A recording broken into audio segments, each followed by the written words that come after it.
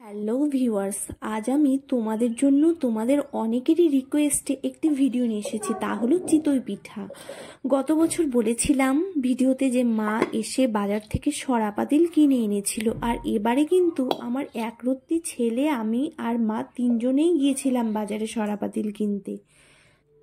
আর হ্যাঁ, বলে রাখি বন্ধুরা, কোনো রকম বেকিং পাউডার বা ছোড়া ছাড়া এরকম চিতই পিঠা বানানোর টিপস পেতে হলে কিন্তু স্কিপ করা ছাড়াই পুরো ভিডিওটা আপনাদের দেখতে হবে।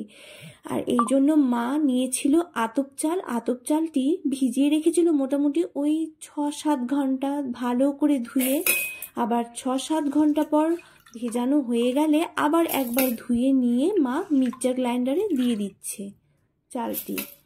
এখানে বলে রাখি যে আপনারা যদি ডাইরেক্ট চাল থেকে চালের গুঁড়ো না করেই পেস্ট বানিয়ে পিঠে করতে চান, তাহলে কিন্তু 6-7 ঘন্টা ভিজিয়ে রাখতে হবে। আর যদি কেউ গুঁড়ো করতে চান, সেক্ষেত্রে মোটামুটি ওই আধ ঘন্টা পরিমাণ আতপ চাল ভিজিয়ে রাখলেই গুঁড়ো হয়ে যাবে, চালের গুঁড়ো।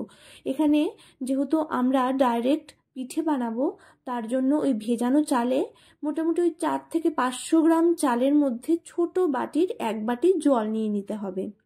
আর এখানে মা মিক্সিতে পেস্টটা করে নিচ্ছে। আর ওই দেখো আমার ছেলে এখন একটু সব কিছু ধরে ধরে দাঁড়াতে শিখেছে, তো তাই ওই দিদুনকে সব কাজে ওর হেল্প না করলেই নয়। দিদুন বসে বসে কাজ করছে, তাই ও তাড়াতাড়ি হামাগুড়ি দিয়ে এসে দিদুনকে ধরে একটু দাঁড়িয়েছে। আর এই দেখো চালের পেস্টটি হয়ে গিয়েছে। পেস্টটি তোমরা একটু ভালো করে দেখে নাও। এক্ষেত্রে বলে রাখি, পেস্টটি কিন্তু খুব বেশি ঘন বা খুব বেশি পাতলা হলে হবে না পিঠেটি। কেননা খুব বেশি যদি ঘন হয়ে যায়, তাহলে পিঠের ভেতরে কাঁচা থেকে যাবে, তাহলে পিঠেটি ভালো হবে না। আবার যদি খুব পাতলাও হয়, পিঠেটি পাতিল থেকেই উঠবে না। সুতরাং এদিকে গোলাটি লক্ষ্য রাখতে হবে। আর এইদিকে দেখো 1 চামচ পরিমাণ নুন পুরো গোলাটির মধ্যে মা দিয়ে ভালো করে নাড়িয়ে নিচ্ছে। কেননা এই নাড়াটি যদি ভালো না হয়, তাহলেও কিন্তু পিঠে হবে না। তাই তোমাদের লক্ষ্য রাখতে হবে নিচের গোলাটির সঙ্গে উপরের গোলাটি যেন পুরোপুরি গুলে যায়। আর কিছুক্ষণ আগেই মা পাতিলটি ভালো করে ধুয়ে শুকিয়ে রেখেছিল। এবার উনুনের মধ্যে বসিয়ে হালকা আঁচে দিতে হবে। আর হালকা আঁচে দেওয়ার পর মা সর্ষের তেল আর 1-2 ফোঁটা জল দিয়ে হালকা হাতে একটু মাখিয়ে নিচ্ছে। তাহলে পাতিলটি তেল তেলে হয়ে যাবে আর পিঠেটা উঠতেও সুবিধে হবে।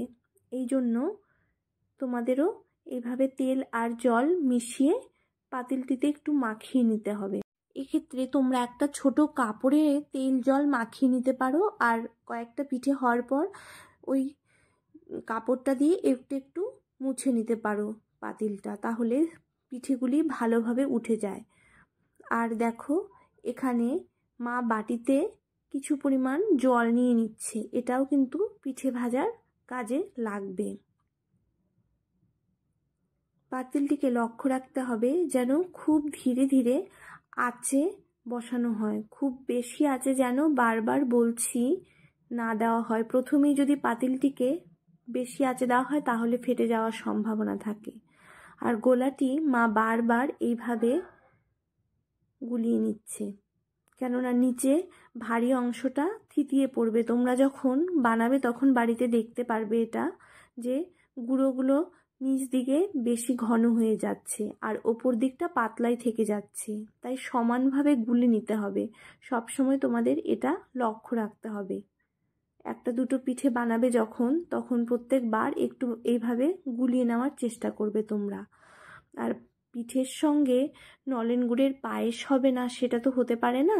তাই এখানে মা পাশের উনুনে আরেকটি কড়াতে দুধ বসিয়ে দিয়েছে পায়েস হবে বলে। এখানে মোটামুটি ওই 1 লিটার পরিমাণ দুধ, অর্থাৎ 2টো প্যাকেট নেওয়া হয়েছে। আমুলের ক্রিম সহ দুধ নিয়েছে এখানে। আর চালের মাপটা দেখিয়ে দিচ্ছে মা। এভাবে করে গোবিন্দভোগ চাল 1 হাত পরিমাণ নিয়ে ভালো করে ধুয়ে রাখতে হবে। আর এদিকে দেখো, যেহেতু পাতিলটি গরম হয়ে গিয়েছে, মা এভাবে গোলাটি গুলে ঢেলে দিচ্ছে। ঢেলে দিয়ে সরাটি এভাবে বসিয়ে দিতে হবে, ভালো করে সরাটি বসাতে হবে যেন নড়চড় না করে। আর এভাবে সরাটি বসানোর পর চারপাশে যে জলটা নেওয়া হয়েছিল জলটা একটু ছড়িয়ে দেওয়া হলো। মোটামুটি ওই 1 মিনিট পরিমাণ এই সরাটি রেখে উঠিয়ে নিতে হবে। দেখো কি সুন্দর পিঠে হয়ে গিয়েছে, কি সুন্দর ফুলেছে পিঠেটি। আর এইদিকে দুধটি ফোটানো হয়ে গেলে গোবিন্দভোগ চালটি যে ধুয়ে রাখা হয়েছিল সেটিও দিয়ে দেওয়া হলো। দুধ দিয়ে ভালো করে ফোটাতে হবে, ঘন ঘন নাড়াচাড়া করতে হবে।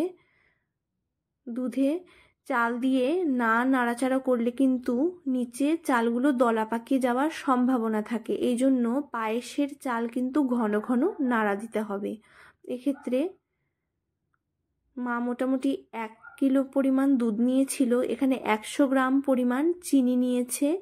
চিনিটি দিয়ে আবার ঘন ঘন নাড়তে হবে, কেননা চিনি থেকে খানিকটা জল বেরোবে, তাই দুধটিকে ঘন করার জন্য বারবার ফোটাতে হবে।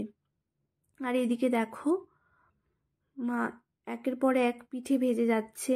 পিঠেগুলো কি সুন্দর নরম আর ফুলেছে। এখানে কিন্তু কোনো রকম বেকিং পাউডার, সোডা মা কিচ্ছু ব্যবহার করেনি। তোমরা যদি এই পরিমাপটা ঠিক মতো করো তাহলে কিন্তু তোমাদের পিঠেগুলোও বাড়িতে যখন বানাবে ঠিক এই রকমই নরম আর ফুলে যাবে।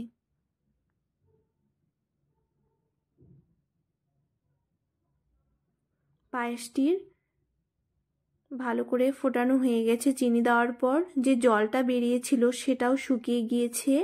এবার এতে নলেন গুড় দেওয়া হবে।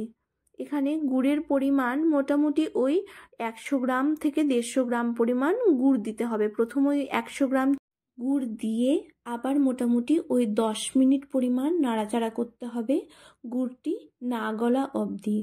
গুড় গলে ঘন হয়ে গেলেই কিন্তু পায়েস রেডি হয়ে যাবে।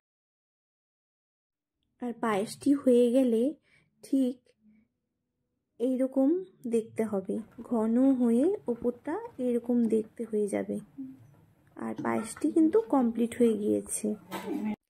শীতের মরশুমে এরকম গরম গরম নরম তুলতুলে চিতই পিঠে দিয়ে নলেন গুড়ের পায়েস আপনারা পরিবারের সকলের সঙ্গে উপভোগ করতে পারেন। এভাবে সাজিয়ে নিয়ে ভিডিও করতে আমার কিন্তু আর তর সইছিল না, তাই টুক করে খেয়েই নিলাম। আর সত্যি বলছি পিঠেটা কোনো রকম কিচ্ছু ছাড়া শুধু চালের গুঁড়ো দিয়েই হয়েছে তা মনেই হচ্ছে না যেন। আপনারাও বাড়িতে এই টিপস ফলো করে দেখবেন সত্যি খেতে অনবদ্য হয়েছে। আপনারা সবাই ভালো থাকবেন, সুস্থ থাকবেন। দেখা হবে নেক্সট ভিডিওতে আপনাদের সঙ্গে।